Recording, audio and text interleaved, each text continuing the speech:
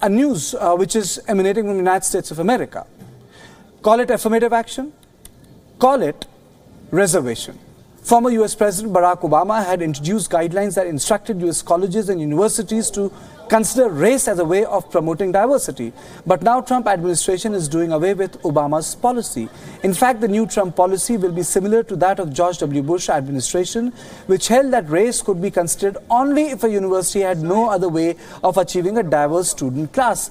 The US Supreme Court has ruled over a series of cases that universities may use affirmative action to help minority applicants get into college, and have argued that such programs can hurt white Americans.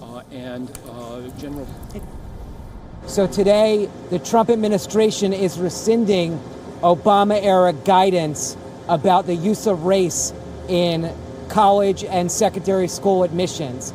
And so under the Obama administration, the president had encouraged schools to consider race as a factor in admissions and basically said there are lawful ways to do this. The Trump administration is effectively saying to schools, we think you can take and should take a race-neutral viewpoint during the admissions process.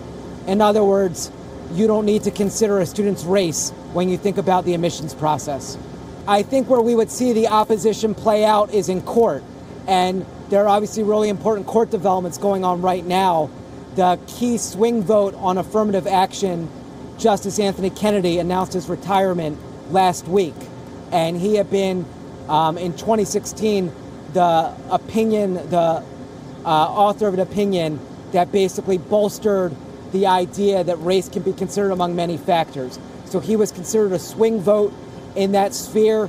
He's now retiring, and so that gives President Trump an opportunity to appoint somebody who's going to be much more skeptical and critical of affirmative action policies. So already we're hearing from civil liberties groups who are really upset about it.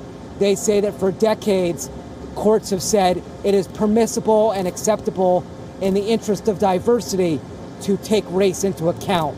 And they say this goes against decades of precedent.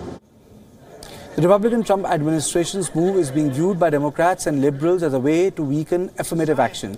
Even civil rights activists and lawyers are criticizing Trump admission policy.